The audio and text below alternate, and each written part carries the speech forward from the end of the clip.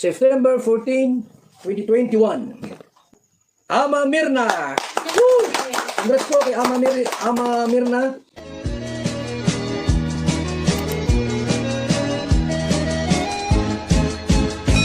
Narito muli ako para magbigay sa inyo ng konting reaction. Ito ay tungkol naman kay Dan at kay Joy. Ang Team Dan Joy. Marami ba sa inyo ang natutuwa sa Team Dan Joy? Siyempre maraming natutuwa at hindi rin natin maiwasan na marami rin ang hindi natutuwa. Pero ganun pa man, natutuwa man o hindi ang mga viewers ay tuloy pa rin ang pagsasama o pagiging love team ng Dan Joy. Si Kalingap Dan at si Joy. Alam naman po natin at nakikita naman po natin na naiilang talaga itong dalawa sa isa't isa. Dahil pareho silang may pinagdaanan, ganon. Ganon pa man, kahit maraming pinagdadaanan tong dalawang ito ay tuloy pa rin ang buhay. Tuloy pa rin ang kalingap sa pagbibigay ng kilig sa atin o pagbibigay ng inspirasyon sa mga viewers ng kalingap. Hindi natin maiwasan yan di ba? Dahil alam natin na si Kalingap Dan ay nai-partner na ito sa iba at nagkaroon na rin ito na napakaraming mga fans. Tapos biglang naghiwalay at ngayon nga ay merong bagong love team na siya. Meron na siyang bagong kadate.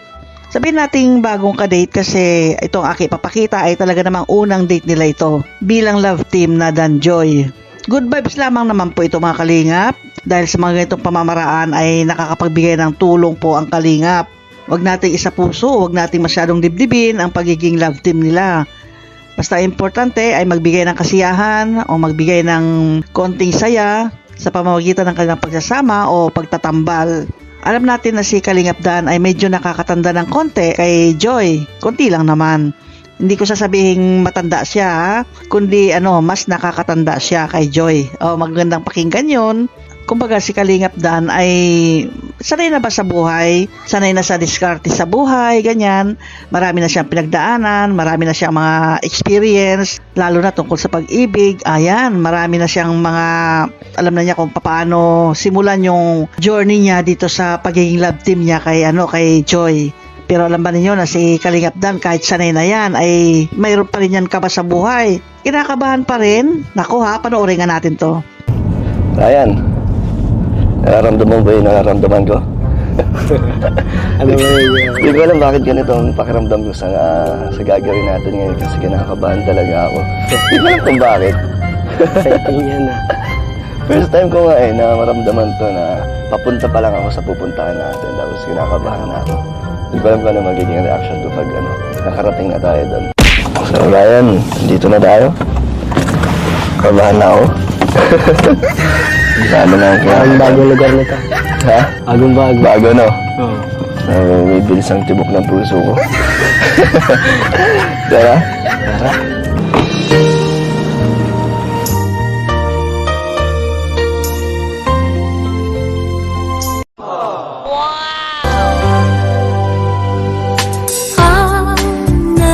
Diyan na siya, Ryan. Ay, grabe.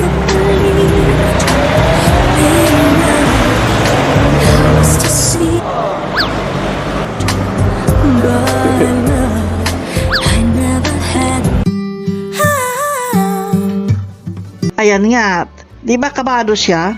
Dapat pa ganyang mga edad na o ganyan sanay na, sabihin natin ganun na nga lang, ay hindi na dapat kabahan yan. Pero bakit kinakabahan siya? Ano ba yun? Tinablan siya ng kaba ha? Pero kahit kinakabahan siya, tuloy pa rin yun. Tuloy pa rin ang misyon niya sa buhay. Yun, yung ang masundo niya si Joy. At may pupuntahan sila ni Joy. Masasabi man natin na ito isang date na. First date nila ni Joy. Sinundo niya si Joy para ipasyal niya si Joy para kumain sa labas, para bumili ng gamit, alalayan si Joy kung ano pa ba yung pangangailangan niya sa school. Ito ang ginawa ni Kalingap Dan. O diba, nagkakailangan nga sila.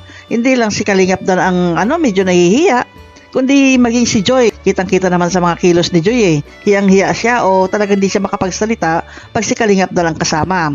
Bakit kaya hindi makapagsalita si Joy Siyempre, unang-una dyan, nahihiya siya. Ay bakit siya nahihiya? Sa palagay ko lang sa aking obserbasyon lang, ito'y komento ko lang naman na para sa akin lang ito. Kaya nahihiya si Joy kasi yung makakasama niya ay yung taong nakasal niya, ganon. Anak ko, crush niya si Kalingap Dan. Hindi naman may tatanggi yan na naging crush niya si Kalingap Dan kasi sa mga dating mga interview, sa mga comment din ng iba, nalaman natin na crush niya si Kalingap Dan. Tapos ngayon, ipinapartner na siya kay Kalingap Dan, ay nahihiya na siya sa paano kumilos, nahihiya na siya paano niya pakisamahan si Kalingap Dan. Kahit sino naman kung crush mo yung naging kasama mo, di ba? Nako-conscious ka sa mga kilos mo, di mo alam kung anong mga dapat mong isabi o isalita, dapat nakilos mo sa harapan ng crush mo, ganun. Kaya ganun ang aking obserbasyon kay Joy. Kaya siya nahihiya. Pero kahit nahihiya siya, marunong siyang mag-pacify para hindi naman sobrang mahihiya si Joy sa kanya. Panoorin natin. Joy, hindi ka anong gusto mo. Ikaw na pamahala. Akong bahala hindi ko pa alam kung sa mga iniinom mo eh. Sure ka? Opo, ikaw. Sige, kapag ako yung pinapili mo kung anong gusto ko, sabihin ko ikaw. Hindi, sa drinks. Sa drinks lang, anong gusto mo? Kape, nagkakape ka? Opo, okay, kahit. Kahit ano? Sige.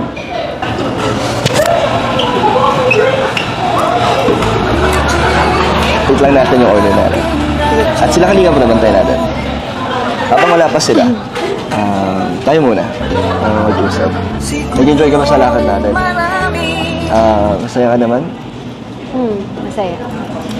Kung masaya ka, di mas masaya ako. Kinakabahan ka ba? Oo, nawawala naman. Nawawala na. Paunti-unti. So pag medyo madalas tayong magkasama, mawawala na yung kaba mo. Nga ba? Bakit ka kinakabahan? Naiya po. Naiya ka sa akin? Di naman sa ayaw mo kasama? Nagkakabahan? Chill ka lang. Okay ka? Okay ka lang?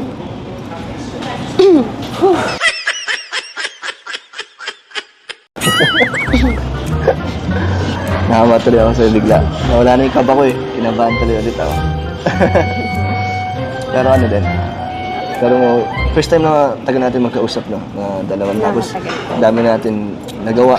Kaya nakakaba talaga. Next time, di na? Hindi. Promise mo yan next time na hindi ka na may ilang. Ewan ko. Bakit ewan mo? Naiya ko. Kaya talaga. Alisin natin yung hiya mo. Konti-konti lang. Alam ko na, Joy, para medyo mawala yung hiya mo. So, kakanta na lang din. Para makuha ko na yung kiliti mo, di ba? Baka... Gusto mo? Sige po. Joke lang. Hindi, pinapatawa lang kita. Naku, meron na yung ganyan si Kalingap Dan. Para-paraan lang talaga si Kalingap Dan, ha? Humawak kay Joy at si Joy naman nailang na sa ginawa ni Kalingap Dan. Sa mga sinabi ni Kalingap Dan, binibigyan niya ng lakas ng loob si Joy na huwag siyang mahiya. At napakarami rin ang mga pick-up lines ni Kalingap Dan. Siya talagang gumagawa ng paraan para magkaroon sila ng topic o usapan para hindi ba sila maging boring. Alam naman natin na si Joy hindi talaga magsasalita yan basta-basta. Bagamat alam natin na masayahin si Joy, madaldal din, pero nung si Kalingap Dan ang kasama niya, natameme siya o nawalan siya ng boses.